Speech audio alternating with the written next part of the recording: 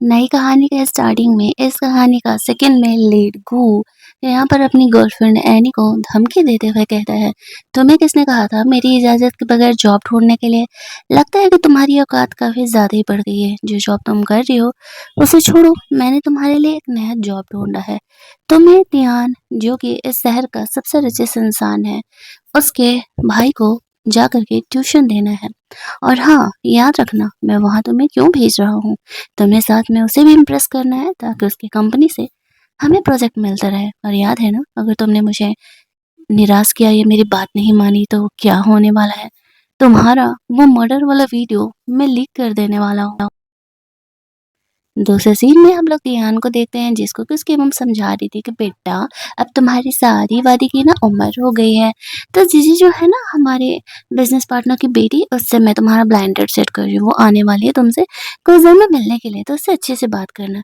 ये कह के उसकी मम थोड़ी देर के लिए बाहर चली जाती है। तभी वहां पर एनी आती है। एनी के आते ही यहाँ पर दियान को ऐसा लगता है कि जीजी ही एनी ही वो गर्ल है जिससे कि उसकी मम उसे मिलने के लिए बोल रही थी।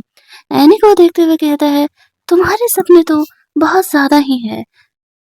तुम्हारे डैड मेरे डैड के बिज़नेस पार्टनर हैं, तो तुम्हें क्या लगता है कि मैं यहाँ पर तुमसे इम्प्रेस होकर के शादी कर लूँगा? और वैसे भी तुम तो यही चाहती हो ना, मेरे साथ नाइट स्पेंड करना और ज़्यादा अमीर बन जाना। एनी समझ जाती है कि धियान उसे कोई और समझ रहा है, लेकिन वह धियान को जानबूझ कर के पटाने का कोशिश करती है, क्योंकि शुरुआत से उसका प्लान था गू से पीछा छुड़ाने का। अब यहाँ पर ध्यान एनी को अंदर कमरे में लेके जाता है, ये बोलते हो कि चलो मैं तुम्हारा सपना आज पूरा ही कर देता हूँ। एनी यहाँ पर ध्यान से कहती है, तो मेरे साथ ये सब कुछ करने के अलग चार्जेज होंगे। बराबर के मैं 5000 युआन लेने वाले हूँ। अब ध्यान को लगने लगता है ये इतने कम प्राइसेस बता रही है। फिर भी वो बिना कुछ सोचे समझे एनी को आगे बढ़ के किस कर लेता है, क्योंकि कहीं न कहीं ध्यान भी जानता था कि वो उसे देख करके उसकी ब्यूटी से इम्प्रेस ज़रूर हो गया है, लेकिन लड़का है, ऊपर से सख्त लड़का है, इतनी आसानी से तो वो पिघलने नहीं वाला है। जब वो दोनों एक-दूसरे को किस कर रहे होते हैं, तभी वहाँ पर ध्यान की मॉम आ जाती है। तिहान के छोटे भाई को लेकर के, और तिहान को देख के कहने लगती है, ये क्या कर रहे हो? ये एनी है, तुम्हारे भाई की टीचर, जिसको कि मैंने आज ही हायर किया है। एनी यहाँ पे नॉर्मल होती है। अब तिहान यहाँ पर ऑकवर्ड हो जाता है कि ये जीजी नहीं है, एनी है। एनी कहती है, डोंट वरी आंटी, मैं कल से आपके बेटे को पढ़ाने के लिए ज़रूर ही आने वाली हूँ। वो तिहान के बिहेवियर के लिए पूरा सॉरी-सॉरी बोलने लगती है। एनी कोई नहीं बोल करके वहाँ से बाहर निकल जाती है। जब वो बाहर जाती है तो तिहान, तो उसका भाई कहता है, आपने मेरे टीचर को परेशान किया और आपको जाकर के उसे सॉरी बोलना चाहिए। तो फिर ध्यान नैनी से पीछे-पीछे बात करते हुए जाता है। वो एक्चुअल में उसे सॉरी तो बोल रहा था, लेकिन वहाँ पर साथ ही में उसे अपनी पार्टनर भी बनने के लिए बोल रहा होता है। एनी उसे मना कर देती है और कहती है कि वो उस टाइप के किसी भी ट्रांज़ैक्शन में इंटरेस्टेड नहीं है। धियान को लग रहा होता है कि एनी बस एक टीचर ही तो है, ऑब्वियस सी बात है, जब उससे अच्छे पैसे मिलेंगे तो फिर यहाँ पर उसे हाँ कह देना चाहिए। लेकिन एनी का ये रिजेक्शन टियान को उसके ईगो पे लग जाता है। दूसरी तरफ हम लोग एक और गर्ल को देखते हैं, जो कि एनी की तरह ही थी, और वो काफ़ी ज़्यादा टियान से घबरा रही थी, गू से घबरा रही थी। गू का यह नया आदत नहीं था, उसने इस तरीके से कई लड़कियों को अपने कब्ज़े में करके रखा हुआ था। एनी यहाँ पर उस लड़की को सेव करने का कोशिश करती है। गू का एक फ्रेंड एनी पर बुरी नज़र रखा हुआ था। एनी को सब कुछ पता था, लेकिन उसके साथ रहना फ़िलहाल के लिए उसकी मजबूरी हो जा रही थी। इसी वजह से वो यहाँ पर रहने के लिए रेडी हो जाती है।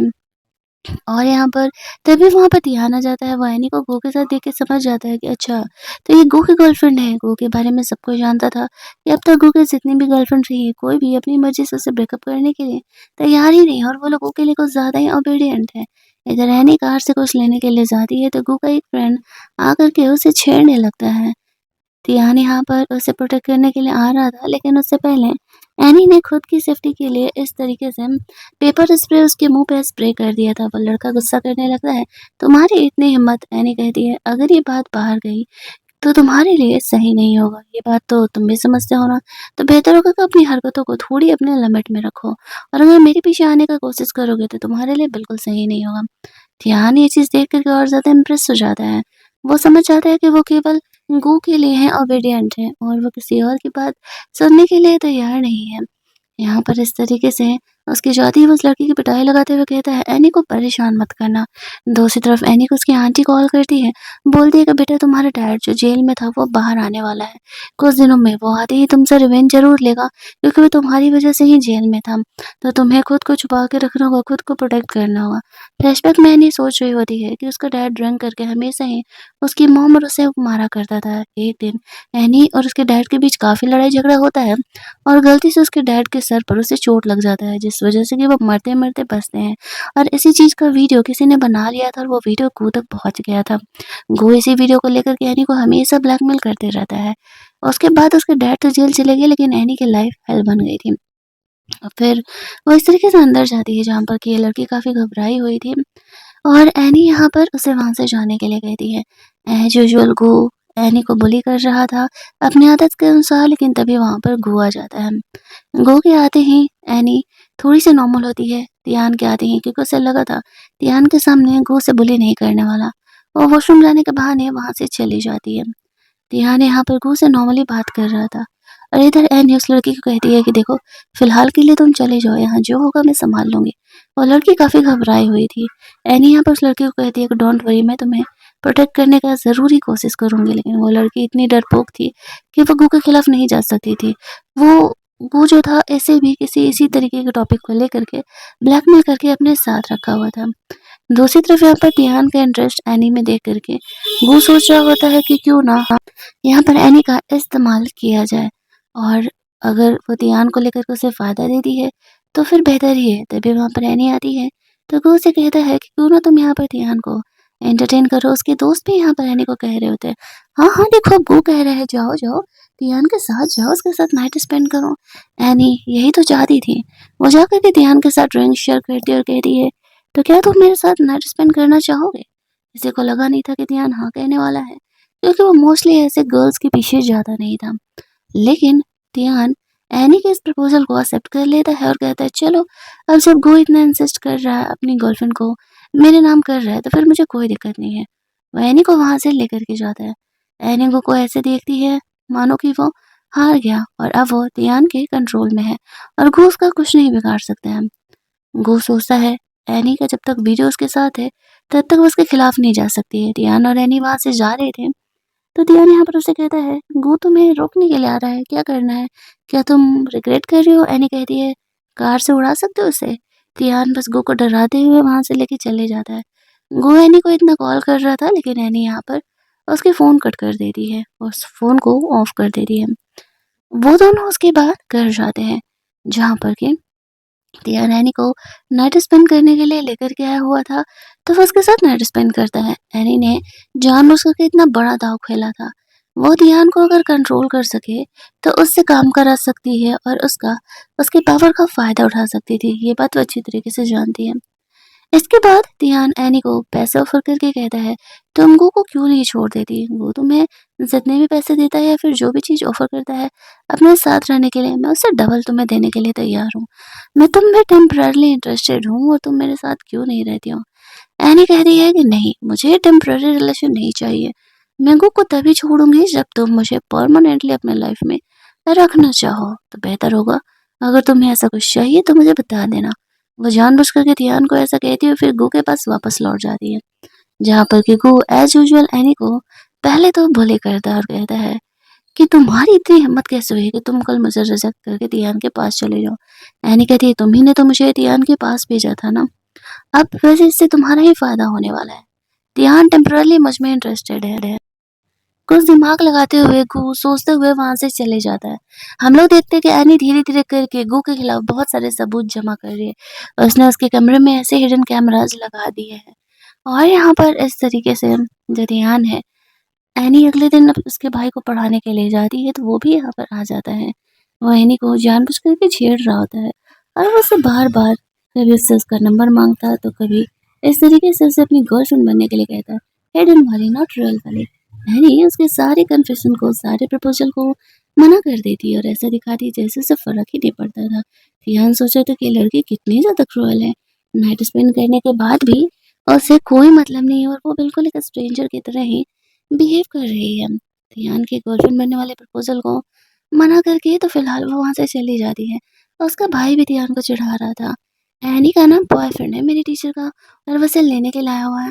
आपका तो चांस ही नहीं है भाई। अब ध्यान सोच रहा होता है कि ये लड़का सच में बहुत ज़्यादा ही कम एज में बड़ा हो गया, उसे इतनी बातें पता है। तभी वहाँ पर एनी को लेने के लिए सच में गो आया हुआ था। ध्यान यहाँ पर आके कहता है, आखिरकार गो तुम्हें ऐसा क्या ऑफर कर रहा है जो तुम उसे छोड़ करके मेरे पास नहीं आ सकती हो। गो से कहता है कि क्या सच में तुम एनी में इंटरेस्टेड हो। अब ध्यान उसके बात का जवाब नहीं देता है और एनी को उठा करके अपने कार में लेकर के जाता है और कहता है, आज से ये मेरी है। बेहतर होगा कि तुम अब इसका पीछे छोड़ दो। जब तक मेरे से बोर नहीं हो जाता तब तक ये मेरी रहने वाली है। कोका कहता था, एनी मुझे छोड़ करके नहीं जा सकती है, कभी नहीं। ध्यान कहता है, देखा जाएगा, फिलहाल के लिए तो। एनी को ध्यान वहां से लेकर के जाता है। अब गो को लगने लगता है कि एनी का अच्छे से इस्तेमाल करने का वक्त आ गया है। ध्यान एनी को लेकर के जाता है। एनी उसे कहती है, तुम इस तरीके से बिहेव कर रहे हो जिस तरीके से कि सच में तुम मुझ में इंटरेस्टेड हो। अगर ऐसे करोगी तो मैं कहीं ना कहीं इस तरीके से यही सोचने लगूंगी।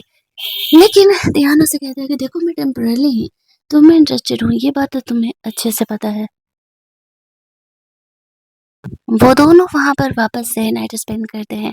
अगली मॉर्निंग ध्यान के जगने से पहले एनी वहां से चली जाती है। वो ध्यान को अपने में इंटरेस्टेड रखने के लिए ये सब कुछ कर रही होती है। ध्यान जगता है, घर की मेट से पूछता है तो पता चलता है एनी जा चुकी है। इधर पर देखते हैं कि एक और व्हील चेयर पे गर्ल वो दूसरी गर्ल से बात कर रही होती है। वो दोनों ही यहाँ पर गो के शिकार थे। ये व्हील चेयर वाली गर्ल उसे समझाती है कि गो तुम्हें किसी हालत में जाने नहीं देगा। हमें उसके खिलाफ सबूत जमा करना होगा ताकि हम उसे जेल भेज सके। इसमें एनी हमारी हेल्प करने वाली है। एनी यहाँ पर आती है। हमें पता चलता है कि फिलहाल वो तीनों ही गो के शिकार है। तीनों ही गो के गर्लफ्रेंड हुआ करते थे। अब ये तीनों ही मिल करके यहाँ पे गो के खिलाफ काम करने के लिए सोच रहे थे ताकि उसे परमानेंटली जेल भेजा जा सके। लेकिन ये जो दूसरी गर्ल थी वो बहुत ही ज़्यादा टिमिड थी, बहुत ही ज़्यादा स्केयर्ड थी कि वो इस तरीके से गो से सच में हर्ट ना कर दे। और ऊपर से उसके मॉम डैड की भी जान फिलहाल उसी के कंट्रोल में है। इसी वजह से वो उसके खिलाफ कुछ भी नहीं करना चाह रहे थे।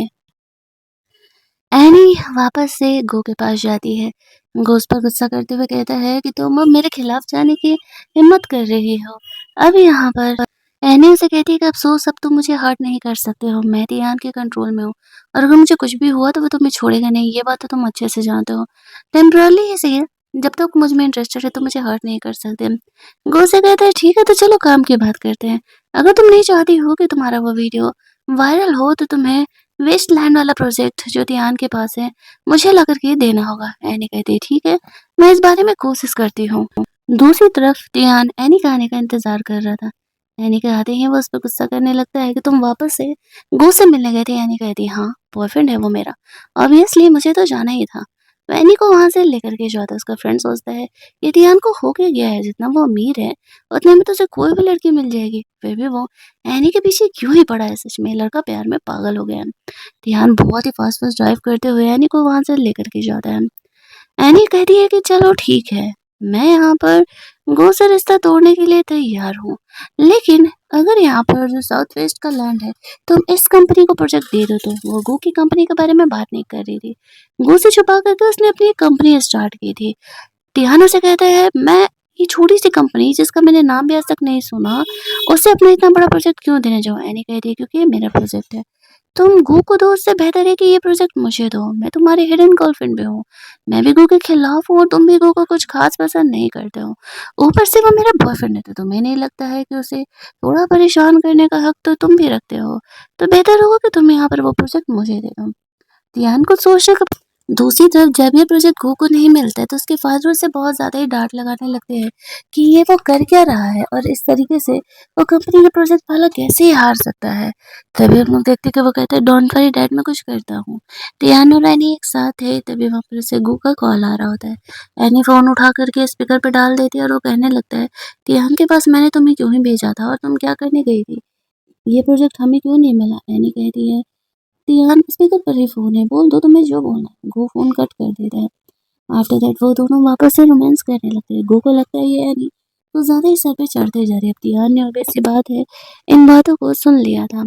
इधर उसे पता चलता जिस कंपनी को मिला है उसका फाइनेंस डिपार्टमेंट वो कल संभालती है, जिसको कि कुछ टाइम पहले ही उसने क्रिपल किया था। अब उसे उस कंपनी के बॉस को जानना था कि आखिरकार वो कौन है जिसको कि तियान ने कंपनी में इन्वेस्टमेंट किया। ये दोनों लड़के काफ़ी डरी हुई थी। एनी कहती है आज नहीं तो कल ये बात सामने आनी ही थी। हमें हिम्मत रखना होगा और हमें लड़ना होगा। लेकिन ये लड़की कुछ ज़्यादा ही घबराई हुई थी कि कहीं वो उसे हर्ट ना कर दें। एनी इन दोनों को वहाँ से बाहर निकालने के बारे में सोच रही होती है और इन्हें काम डाउन भी कर रही थी। वो दियान को कॉल करती है और कहती है कि क्या वो आधे घंटे में उससे मिलने के लिए आ सकता है। दियान पहले उससे पूछता है कुछ अर्जेंट है? एनी कहती है कि हाँ, अर्जेंट ही समझ सकते हो। दियान कहते थे कि वो बिज़ी है, लेकिन फिर भी वो एनी से मिलने के लिए निकल जाता है। इधर को अपने गुंडे लोगों को लेकर के पहुंच जाता है एनी को और उन लड़कियों को सबक सिखाने के लिए जो कि उनके खिलाफ आने के बारे में सोच भी रही हैं। तभी वहां पर एनी उनसे लड़ने लगती है और यहाँ पर कह रही है कि अब जल्दी ही गो से कहता है लगता है कि तुम्हें जेल जाने का बड़ा ज़्यादा ही शौक चढ़ा है। इसी वजह से तुम मेरे खिलाफ इतना काम कर रही हो। मैंने तुम्हें ध्यान का एक प्रोजेक्ट लाने के लिए कहा था, वो भी तुमसे नहीं हुआ। तभी हम लोग देखते हैं कि यहाँ पर इस तरीके से ध्यान बाइक राइड करते हुए आ जाता है। ड्राइवर बुला के कार राइड करके आने में वक्त लगता है। वो 18 मिनट में ही यानी के पास पहुंच जाता है। गो को वार्न करता है यानी तुमसे ब्रेकअप कर लिया है।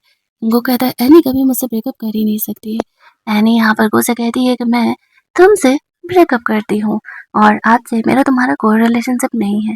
ध्यान के रहने पर उसने जानबूझ करके ऐसा किया था ये सोचते हुए कि ध्यान शायद यहाँ पर उसे संभाल लेगा। यहाँ पर हम लोग देखते हैं कि इस तरीके से जो है गो फिलहाल के लिए तो वहाँ से चले जाता है। लेकिन नैनी जानती थी कि वो जल्दी ही उसे परेशान करने के लिए आएगा। ध्यान चाहता था कि बस एनी गो से ब्रेकअप कर ले और उसने वो ब्रेकअप कर लिया। लेकिन अब वो एनी के साथ एक रिलेशनशिप में आने के लिए सोच रहा होता है। लेकिन एनी उसे मना कर देती है। जब वो घर जाता है अपने तो देखता है कि यहाँ पर उसके डैड ने जीजी को बुलाया हुआ है और जीजी यहाँ पर इस तरीके से वही गर्ल है जिससे कि रियान के डैड रियान की शादी कराना चाह रहे हैं। और हम लोग देखते हैं कि यहाँ पर रियान जो है एक्चुअल में वो अपने डैड का अपना बेटा नहीं है, ये उसकी मॉम की दूसरी शादी थी। रियान के यहाँ पर आते ही वो साफ मना कर देता है।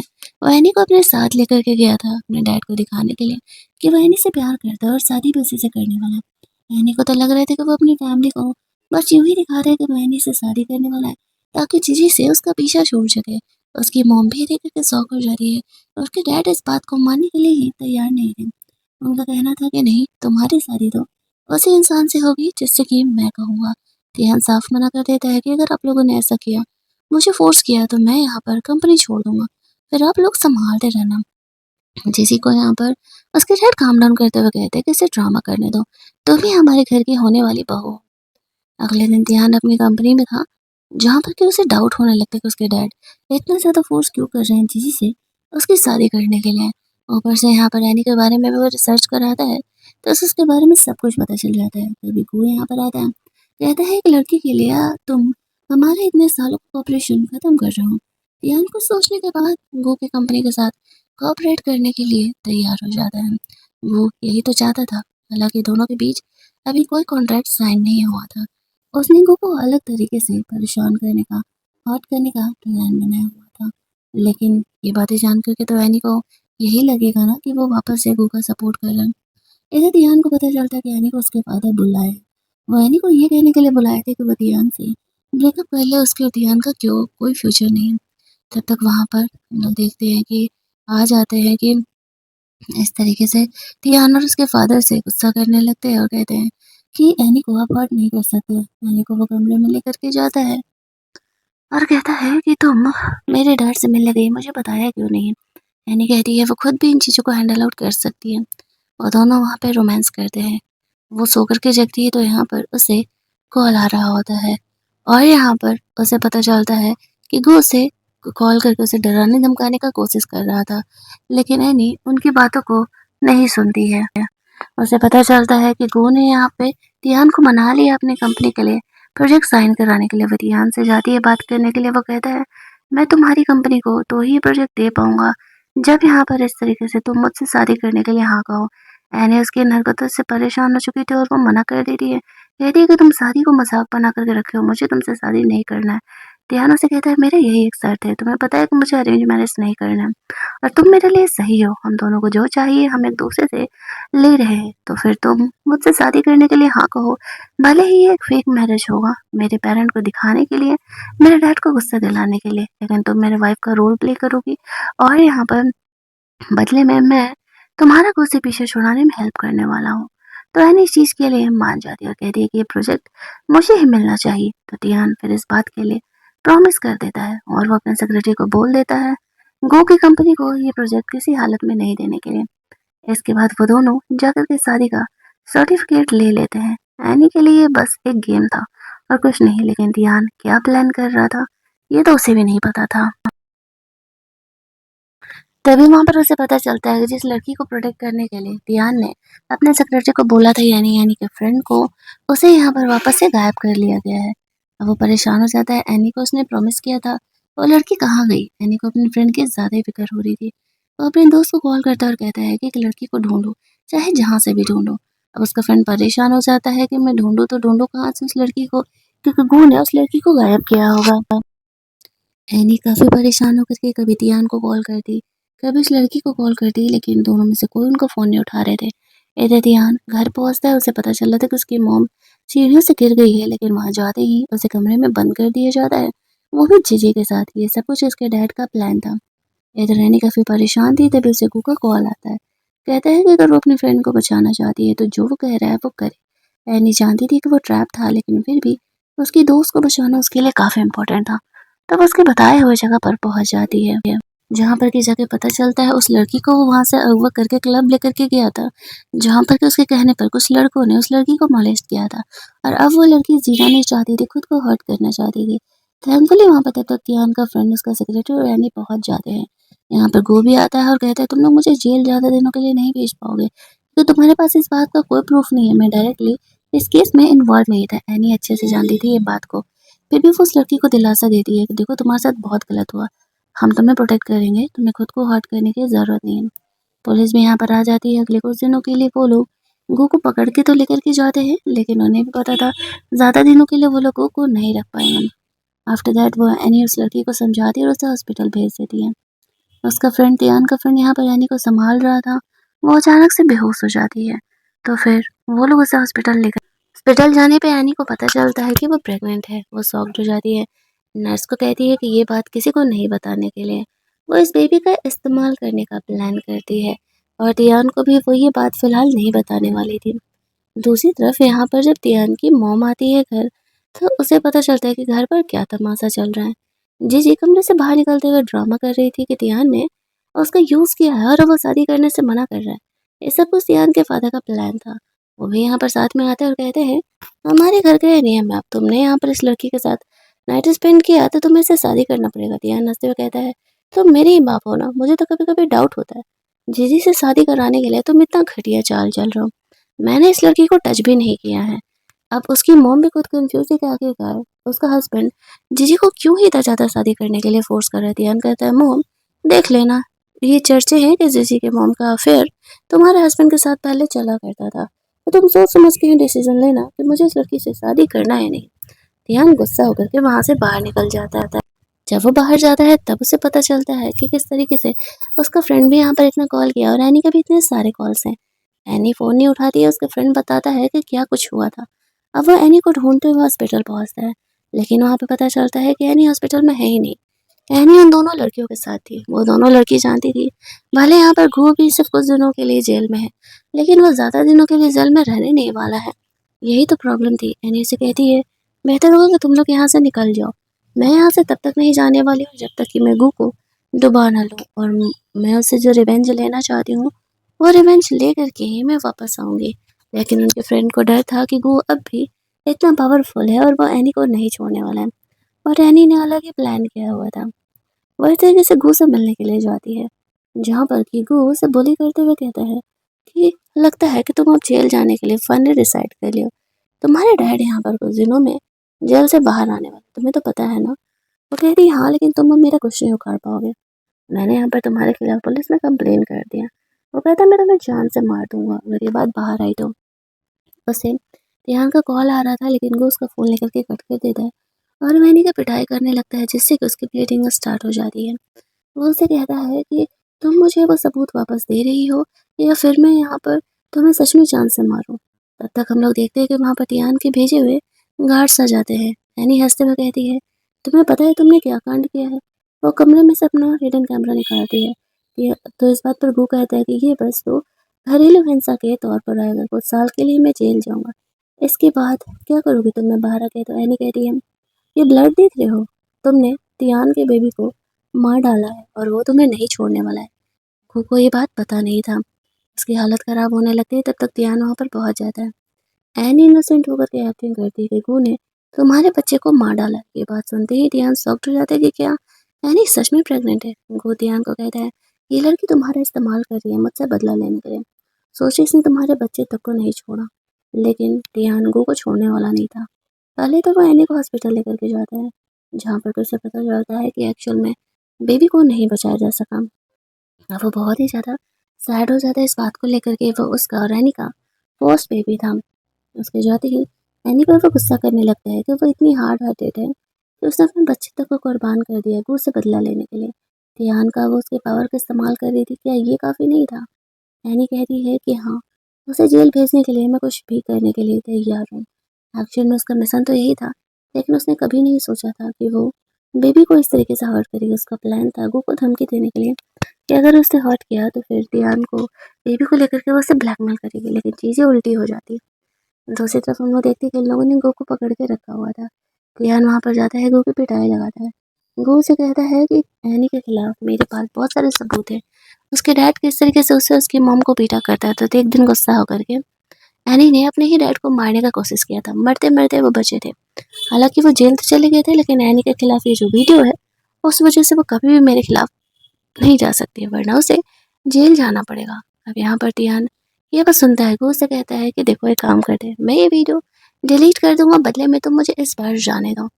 टियान को सोचते हुए गो को वहाँ से जाने के लिए अलाउ कर देता है। उसका फ्रेंड भी ये देख कर के शौक था कि इतनी मुश्किल से उन लोगों ने गो को पकड़ा है, और टियान अगर यहाँ पर उसे जाने के लिए अलाउ कर देगा तो फिर तो पंगे ही पंगे हो जाएंगे। लेकिन टियान ने गो की कंपनी को पूरी तरीके से बैंकरप्ट करने का प्लान कर दिया था। वो अपने दोस्त को कहता है कि अगर गो को इतनी आसान मौत में दे दूंगा तो फिर उसके लिए काफ़ी नहीं है। इधर एनी को घर में बंद रहने का ऑर्डर दे दिया गया था। एनी बाहर जाने की कोशिश करती है तो टियान का सेक्रेटरी उसे रोक लेता है। दूसरी तरफ टियान के डैड से मिलने के लिए गो के डैड जाते हैं और कहते हैं कि यहाँ पर अगर इस तरीके से तुमने वापस से ऑपरेशन ऑन नहीं किया तो मुझे पता है कि तुम्हारा एक और बेटा है जिसको कि तुमने अपनी पूरी फैमिली से छुपा करके रखा हुआ है। ये बात मैं बाहर ला दूंगा। इस बात पे टियान के डैड कहते हैं, ठीक है मैं इस पर तुम्हारी हेल्प कर रहा हूँ। टियान को बोल दूंगा तुम्हारी कंपनी के साथ कॉन्टैक्ट करने के लिए, लेकिन अगर दोबारा ऐसा हुआ तो फिर मैं कुछ नहीं कर पाऊंगा, क्योंकि टियान ही अब कंपनी संभालता है। वो इंसान मान जाता है। टियान को बुलाया जाता है और जीजी से शादी करने के लिए फोर्स किया जाता है। टियान मना कर देता है, उसके फादर से कहते हैं तो फिर मैं तुम्हें कंपनी से निकाल दूंगा। टियान कहता है जो ये कंपनी आपकी इस लेवल तक पहुंची है वो सिर्फ मेरी वजह से पहुंची है। मुझे कंपनी से निकालोगे तो वापस से कंपनी के बुरे दिन स्टार्ट होने वाले हैं। उसके डैड कहते हैं देखा जाएगा। टियान वहाँ से चले जाता है। उसकी खुद की भी कंपनी थी, एक्चुअल में से उसके डैड की कंपनी की कुछ खास जरूरत थी नहीं, लेकिन फिर भी उसे डाउट होता है कि वो जीजी के लिए इतना सब कुछ कर रहे हैं, कुछ ना कुछ तो गड़बड़ है। और वो अपने सेक्रेटरी को एक्चुअल बात पता लगाने के लिए बोलता है। आखिरकार उसके डैड इतना ज़्यादा क्यों ही सपोर्ट कर रहे हैं जीजी और उसकी फैमिली को। दूसरी तरफ हैनी अपने घर पर थी। वो जब भी बाहर जाने का कोशिश करती तो इस तरीके से ध्यान उसे रोक दिया करता। तभी वहाँ पर जीजी आती है और वो हैनी को कहती है कि तुम्हें क्या लगता है कि ध्यान तुमसे प्यार करता है? वो बिल्कुल तुमसे प्यार नहीं करता, वो सिर्फ तुम्हारे साथ टाइम पास कर रहा है। आज नहीं तो कल ध्यान मुझसे शादी करने के लिए मान ही जाएगा। एनी कहती है तो जाके मनवा लो ना, इतना ही दम है तो मेरे सामने आकर के रोना धोना क्यों ही कर रही हो? कोई फायदा नहीं होने वाला है। मैं टियान के साथ नहीं, टियान मेरे साथ रहना चाहता। मैं तो खुद ही यहाँ से बाहर निकलने का प्लान कर रही हूँ। दूसरी तरफ टियान यहाँ पर इस तरीके से एनी को कैसे फेस करे वो समझ नहीं पा रहा था। उसका फ्रेंड उसे समझाता है कि जाकर के तुम बात करो। हालांकि एनी का बेबी अबॉर्ट हुआ है और उसे यहाँ पर तुम्हारी इमोशनल सपोर्ट की ज़रूरत होगी। इधर एनी को कॉल आता है तो उसे पता चलता है कि एक्चुअल में गू को टियान ने छोड़ दिया और उसे जेल नहीं भेजा है।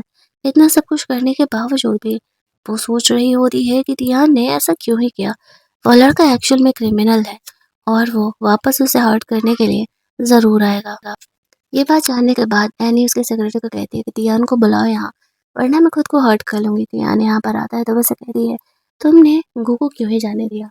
तियान उसे भी अपना ये लंबा प्रोसेस नहीं समझाना चाहता था, इससे उसे खतरा हो सकता था। इसी वजह से उसे प्यार से मना करके अपने साथ रखने का कोशिश करता है। यहाँ पर एनी खुद को हर्ट करने की धमकी देने लगती है कि अगर तियान ने उसे जाने नहीं दिया तो वो खुद को हर्ट कर लेगी। तियान यहाँ पर जैसे-तैसे करके कन्विंस करके एनी को अपने साथ अपने घर पर रखने के लिए रेडी हो जाता है और एनी भी उसके साथ कुछ दिनों के लिए रहने के लिए रेडी हो जाती है। फिर वो उस व्हीलचेयर वाली गर्ल से मिलने के लिए जाता है और बातें जानने के लिए, जहाँ पर कि वो बताती है, एनी कभी भी बच्चे को सैक्रिफाई नहीं करना चाह रही थी। तुम्हें तो एनी के इमोशन के बारे में पता ही नहीं है। उसकी मजबूरी थी ये काम करना, लेकिन तुम्हें तो सिर्फ अपना फ़ायदा और अपनी मर्ज़ी दिख रही है।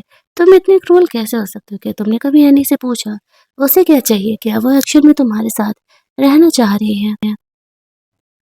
रेहान को यहाँ पर अपनी गलती का एहसास होता है कि उसे एनी के साथ एक्चुअल में ऐसा बिहेवियर नहीं करना चाहिए था। फिर वो घर जाता है। वो दोनों एक दूसरे को हक करके सो रहे थे। अगली मॉर्निंग एनी जाती है तो ध्यान उसे कुछ देर और अपने साथ रहने के लिए बोलता है। एनी उसे कहती है, तुम कब तक मुझे इस तरीके से बंद करके रखने वाले हो? ध्यान कहता है, तुम्हें बंद करके रखना मेरी मजबूरी है एक्चुअल में। तुम्हारे प्रोटेक्शन के लिए कुछ ऐसे बुरे लोग हैं जो कि तुम्हारे जान के पीछे पड़े हुए हैं।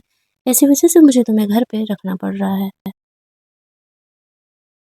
दूसरी तरफ ध्यान के कंपनी छोड़ कर के जाते ही हमें पता चलता है कि बहुत सारे जो बड़े-बड़े उनके कॉन्ट्रैक्ट्स थे, वो कॉन्ट्रैक्टर कैंसल करने लगे हैं। तो ध्यान के डैड भी समझ जाते हैं, ये सब कुछ ध्यान की वजह से ही हो रहा है। जब तक वो कंपनी में था, सब कुछ सही चल रहा था। तभी ध्यान की मॉम यहाँ पर आती है और वो अपने हस्बैंड पर गुस्सा करते हुए कहती है, कंपनी का 25% शेयर मेरे पास है। मेरे बेटे को जॉब से निकालने की हिम्मत कैसे हुई तुम्हारी? उसे वापस से जॉब पर लो, वो जो करे वो उसकी प्रॉब्लम है। लेकिन एक बात ध्यान रखना, वो कंपनी से नहीं निकाला जा सकता है। उसके जाते ही तियान का सौतेला भाई रूहान आता है। उसके डैड उसे मिलने से मना कर दिए थे, ये बोलते हुए कि बाहर लोगों को शक हो जाएगा कि मेरा तुम्हारा कोई रिलेशन है। वो बातों-बातों में तियान की मॉम को मारने के बारे में सोच रहा था, लेकिन तियान के डैड ऐसा करने से उसे रोक देते हैं। लेकिन रूहान बहुत ही बुरा इंसान था, वो सोच रहा था जैसे ही तियान की मॉम इस दुनिया में नहीं रहेगी, उसके सारे कंपनी के शेयर्स उसके डैड के हो जाएंगे और उसके डैड तो उसे कंपनी का सीईओ अपने फायदे के लिए बना ही देने वाले हैं। दूसरी तरफ ध्यान एनी के साथ था तो उसे कॉल आता है, उसे कंपनी में वापस से बुलाया जा रहा है। तो वह हंसने लगकर कहता है, देखा मैं जंग जीत गया ना। एनी कहती है, ये बस 4 दिन की साननी है। कल को वापस से अगर तुम अपने डैड की बात नहीं मानोगे, मुझसे अलग होकर के जीजी से शादी नहीं करोगे, तो तुम्हें परमानेंटली जॉब से निकाल दिया जाएगा। ध्यान उसे कहता है, ये तो कंपनी में किसी की हिम्मत नहीं है। वो तो मैं तुम्हारे साथ रहने के लिए ऐसे कर रहा था। मुझे पता था आज नहीं तो कल वो लोग मुझे कंपनी में एनी हाउ बुलाने ही वाले हैं। दूसरी तरफ यहाँ पर हम लोग देखते हैं गू का बुरा हालत था। अब उसके पीछे इस तरीके से तियान ने सारे पुलिस वालों को छोड़ दिया था, वो भागता फिर रहा था। ऊपर से उसकी कंपनी बैंकरप्ट हो चुकी थी, सो अलग। तभी वहाँ पे रोहान उसे मिलने के लिए आता है। वो बोलता है कि एक्चुअली मैं तियान का सौतेला भाई हूँ। हम दोनों का मकसद एक ही है। अगर तुम तियान की मॉम को जान से मारने में मेरी हेल्प करोगे तो मैं तुम्हारी कंपनी को वापस से रिवाइव करने में तुम्हारा हेल्प करूँगा। तो गू यहाँ पर मजबूर हो जाता है, कोई तो है जो कि उसके साथ मिल करके काम करना चाह रहा है, वरना उसे ऐसे ही गरीबों की ज़िंदगी जीनी पड़ेगी। दूसरी तरफ वो व्हीलचेयर वाली गर्ल एनी को समझा रही होती है कि तुम्हें नहीं लगता तुम्हें तियान को ये चीज़ें एक्सप्लेन करनी चाहिए कि तुम कभी ये बेबी को हर्ट नहीं करना चाहती थी। एनी कहती है, हम दोनों का वैसे भी कोई फ्यूचर नहीं है, तो बेहतर होगा कि अगर वो इस बात को लेकर के मुझे हेट करता है तो करते रहे। इससे अलग होने में उसे ही आसानी होगी और मेरा मिशन अभी तक पूरा नहीं हुआ है। गू को जब तक मैं परमानेंटली जेल में ना डाल दूँ, तब तक मुझे चैन नहीं आने वाला है। वो वहाँ से निकलती है तो ड्राइवर उसे तियान की मॉम के पास लेकर के जाता है। वो समझ जाती है उसकी मॉम ने उसे क्यों बुलाया। उसकी मॉम कुछ बोले इससे पहले ही एनी कहती है, आई नो कि आप मुझे तियान से ब्रेकअप होने के लिए बोलोगी, मुझे इसमें कोई प्रॉब्लम नहीं है। वो कहती है, तो ठीक है, तुम्हें कंपनसेशन में जितने पैसे चाहिए बोलो, मैं देने के लिए तैयार हूँ। एनी कहती है, मुझे पैसे नहीं चाहिए, ये कुछ सबूत हैं जो कि गू के खिलाफ है। मैं बस चाहती हूँ कि आप इसे संभाल करके रखें और जब वक्त है तब आप इसे पुलिस में दे दें, क्योंकि मैं जानती हूँ ये सबूत मेरे पास रहा तो गू कभी भी पुलिस तक इस सबूत को पहुँचने नहीं देगा। आप काफ़ी पावरफुल हो, तो अगर आप इस चीज़ में मेरा हेल्प करती हो, जिस टाइम वो जेल जाएगा मैं उसी टाइम तियान को हमेशा के लिए छोड़ कर के जाने के लिए तैयार हूँ। उसकी मॉम इस बात को मान जाती है, वो सोच रही होती है एनी काफ़ी ज़्यादा समझदार लड़की है। वो दोनों बात करते वहाँ से बाहर निकलते हैं, तभी मास्क लगाए हुए एक इंसान आता है और वो तियान की मॉम पर नाइफ से अटैक कर देता है उसे जान से मारने के लिए। थैंकफुली एनी वहाँ पर थी और वो उसे रोक लेती है। हालाँकि वो थोड़ा-सा इंजर्ड हो जाती है, तब तक यहाँ पर गार्ड भी आता है। तियान की मॉम यहाँ पर एनी को थैंक्स बोलती है उसका जान बचाने के लिए। एनी कहती है आपको नहीं लगता है कि ये सारे कोइंसिडेंसेस एक साथ हो रहे हैं? तियान को कंपनी से निकालना, जीजी से शादी करने के लिए फोर्स करना और फिर आप पर ये अटैक। वो कहती है डोंट वरी, मैं इस मैटर को खुद ही सॉल्व करूँगी, तब तक तियान को इस बारे में कुछ मत बताना। तो फिर एनी भी इस चीज़ के लिए मान जाती है। उसका सेक्रेटरी यानी तियान का ड्राइवर आके बताता है, तियान क्लब में बहुत ज़्यादा ही ड्रिंक कर लिया। एनी उसे रिसीव करने के लिए जाती है, जहाँ पर कि तियान के कुछ दूर से दोस्त यहाँ पर एनी की बुराई कर रहे थे कि वो बेकार में उसके पीछे पड़ा हुआ है। ये सुनते ही तियान यहाँ पर उन लड़कों की पिटाई लगा देता है और कहता है कि एनी वाइफ है मेरी, तो तुम लोगों को तमीज़ से बात करना होगा। अब एनी ये चीज़ देखती है कि तियान अपने दोस्तों से उसके लिए लड़ रहा है, तो वो थोड़ी-सी इस बात को लेके इम्प्रेस तो हो जाती है, लेकिन अब भी जो उसने तियान की मॉम से प्रॉमिस किया था, वो उस बात को भूलती नहीं है। तियान अकेले ही घर पहुँचता है, एनी हालाँकि उसका इंतज़ार कर रही थी, लेकिन वो ये चीज़ उसे बताती नहीं है। तियान उसे कहता है कि मैं इतना ड्रंक था, तुम मुझे लेने के लिए क्यों नहीं आई? एनी कहती है तुमने इतना ड्रिंक किया ही क्यों? वो कहता है क्योंकि तुम मुझे अब पहले की तरह भाव ही नहीं देती हो। एनी कहती है ऐसा कुछ नहीं है। वो उसे नहीं बताती है कि वो उसके मॉम वगैरह से मिले थे। दूसरी तरफ गो को पता चलता है कि एक्चुअल में रुआन ने इस तरीके से बंदे भेजे हुए थे तियान की मॉम को मारने के लिए, तो वो समझ जाता है कि वो उसे फंसाने के लिए ऐसा कर रहा है। अब वो काफ़ी परेशान हो जाता है क्योंकि इस वजह से पुलिस और तेज़ी से उसे ढूँढेगी। वो एनी को कॉल करता है और कहता है कि तुम मुझसे मिलने के लिए आओ, मेरे पास तुम्हारे खिलाफ बहुत सारे ऐसे सबूत हैं। मतलब कि वो उसके डैड के खिलाफ बोल रहा था जिस वजह से वो अपने डैड को परमानेंटली जेल में डाल सकती थी। लेकिन उससे पहले तुम्हें तियान की मॉम को बाहर मिलने के लिए बुलाना होगा। एनी गो की बात मान जाती है, वो रियान की मॉम को बाहर मिलने के लिए बुलाती है, तो फिर वहाँ पर कॉफ़ी पीते ही अचानक से वो ब्लड वॉमिट कर देती है। वो समझ जाती है कि गो ने उन्हें फँसाया है। वो लोग जल्दी-जल्दी उन्हें हॉस्पिटल लेकर के जाते हैं, रियान के डैड भी आते हैं यहाँ पर। उन्हें पता चलता है कि रियान की मॉम अब इस दुनिया में नहीं है। कॉफ़ी में पॉइज़न था और वो पॉइज़न पीते ही उनकी जान जा चुकी है। सब लोग यहाँ पर एनी को ये ब्लेम करने लगते हैं कि एनी से मिलने के लिए रियान की मॉम गई थी और उन्होंने ही उन्हें पॉइज़न दिया होगा। लेकिन रियान यहाँ पर एनी पे ट्रस्ट करता है और कहते हैं कि नहीं, मुझे पूरा भरोसा है। एनी ने मेरी मॉम को जान से नहीं मारा होगा, वो उन्हें पॉइज़न नहीं दे सकती है। लेकिन कहीं न कहीं ये भी रियलिटी थी कि तियान की मॉम अब इस दुनिया में नहीं है। वो लोग वहाँ से जाते हैं, रुआन अपने डैड से मिलने के लिए आता है। तियान के डैड उससे पूछते हैं कि तियान की मॉम का मौत यहाँ पर कहीं तुम्हारी ज़िम्मेदारी तो नहीं है ना? तुमने तो ऐसा नहीं किया ना? रोहन कहता है क्या फ़र्क पड़ता है डैड? अब तियान वैसे भी उतना स्ट्रॉन्ग रहा नहीं। तियान की मॉम इस दुनिया में नहीं है। जितने शेयर्स थे उसके अब वो आपके हुए क्योंकि वो आपके हस्बैंड है। तो आप लीगली मुझे कंपनी का सीईओ बना सकते हैं। उसके डैड के दिमाग में भी ये आइडिया तो आ ही रहा था। लेकिन अभी थोड़ा खतरा था क्योंकि उसे भी पता था कि तियान बहुत ही ज़्यादा स्ट्रॉन्ग है। घर ले जाकर के तिहान एनी से पूछता है कि प्लीज़ सच-सच बता दो, मेरी मॉम के मौत में तुम्हारा हाथ नहीं है। एनी उसे कहती है गो ने मुझे कॉल करके ऐसा करने के लिए कहा था। मैंने ये काम इसलिए किया क्योंकि उसके पास मेरे डैड के खिलाफ सबूत था। तिहान कहता है कि गो तो पूरी ज़िंदगी के लिए जेल जाने वाला है, क्योंकि उसने पिछली बार भी मेरी मॉम पर अटैक करवाया था, तो मैं उसे छोड़ने नहीं वाला। लेकिन क्या सच में तुम इतनी बुरी हो कि तुम अपने फ़ायदे के लिए मेरी मॉम तक को नहीं छोड़ी? एनी कहती हाँ, बेहतर होगा कि अब हम दोनों अलग हो जाएँ और कल ही डाइवोर्स ले लें। तियान इस चीज़ के लिए मान जाता है। इधर गू समझ चुका था कि तियान अब उसे नहीं छोड़ने वाला है। रोहन के चक्कर में जो भी बाहर वो आज़ादी से घूम रहा था वो जेल जाएगा। और रोहन को कॉल करके बहुत सुनाता है तो रोहन उसे कहता है मेरे प्लान के बीच में कोई भी नहीं आ सकता और तुम्हें क्या लगा कि मैं तुम्हारा हेल्प वाला क्यों करूँगा? तुम मेरे किसी काम के नहीं हो। गू कन्फर्म था कि अब वो जेल जाने वाला है। दूसरी तरफ हम लोग देखते हैं कि तियान और एनी दोनों अलग हो जाते हैं। तियान को कॉल आता है, उसे पता चलता है कि एक्चुअल में कंपनी में उसके डैड कंपनी के सीईओ के पोजीशन के रिलेटेड कुछ इंपॉर्टेंट अनाउंसमेंट करने वाले हैं, तो वो वहाँ से कंपनी के लिए निकल जाता है। उससे पहले फाइनली उसे गो के एड्रेस के बारे में पता चल गया था। पुलिस लेकर के वो वहाँ पर पहुँच जाता है। गो से कहता है तुम्हें अभी अपने लाइफ के बारे में सच्चाई पता ही नहीं है। तुम कंपनी जा रहे थे ना, जाओ, तुम्हें तुम्हारे लाइफ की रियलिटी जल्दी ही पता चलने वाली है। जैसे वो यहाँ पर पहुँचता है तो उसे अपने लाइफ का एक बड़ा झटका लगता है। उसके डैड उसके सौतेले भाई रुआन को लेकर के यहाँ पर आ जाते हैं और वो सबको ये कह रहे होते हैं कि रियान से कहीं ज़्यादा टैलेंटेड, एजुकेशन बैकग्राउंड में स्ट्रॉन्ग और बहुत ज़्यादा ही उससे काम करने में, बिज़नेस करने में आगे है। रियान की जगह ये भी मेरा ही बेटा है, हम इसे यहाँ पर अब कंपनी का सीईओ बनाने वाले हैं। ध्यान अभी अपनी मॉम के मौत के सदमे से बाहर निकला ही नहीं था। तभी वहाँ पे उसे पता चलता है कि उसका डाउट एक्चुअल में सही था। ये जीजी का भाई है और जीजी के मॉम के साथ सच में उसके डैड का अफेयर चल रहा था। तभी जीजी के मॉम को लेकर के उसका हस्बैंड आ जाता है और अब वो उसे डिवोर्स देने के लिए बोल रहा था कि उसे भी पता चल गया था। उसका अफेयर शादी के बाद भी इस तरीके से ध्यान के डैड से चला हुआ है। तभी तो यहाँ पर वो इस तरीके से रूहान को कंपनी का सीईओ वगैरह बनाने का प्लान कर रहा है। ध्यान हँसने लगता है और कहता है, तुम लोगों से तो खुद की फैमिली नहीं संभलती, कंपनी क्या तुम लोग संभालने वाले हो। रोहन गुस्सा करने लगता है। तभी हम लोग देखते हैं कि यहाँ पर ध्यान की मॉम आ जाती है।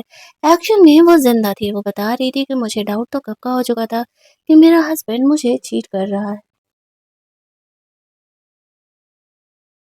इसी वजह से मैंने ये सब कुछ मरने की एक्टिंग किया था ताकि मेरे हस्बैंड की सच्चाई मिल सके सामने मुझे। और इसमें एनी ने मेरा हेल्प किया था। एनी ने पहले धियान की मॉम को शक किया था ना कि एक्चुअल में यहाँ पर हो सकता है आपके हस्बैंड का चीटिंग चल रहा हो। अब ये सब कुछ जैसे ही सामने आता है तो यहाँ पर इस तरीके से धियान की मॉम अब धियान के डैड से डिवोर्स लेने के लिए बोल देती है। इसने ध्यान के डैड के उस समय सिंसियरिटी देख कर के उससे शादी कर ली थी। बट कहते हैं ना, लड़के लड़कियां पटाने के लिए कुछ भी करने के लिए तैयार होते हैं। तो बस कुछ यहीं पर उसके डैड ने ऐसा ही किया था। हालांकि थैंकफुली उन लोगों ने एग्रीमेंट साइन किया था कि इस रिलेशनशिप में जो भी चीट करेगा उसकी सारी प्रॉपर्टी सामने वाले पार्टनर के हाथ हो जाएगी।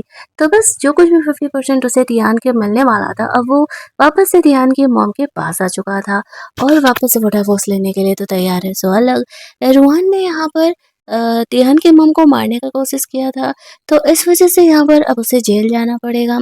यानी कि इनकी पूरी फैमिली ही यहाँ पर ख़त्म हो चुकी थी।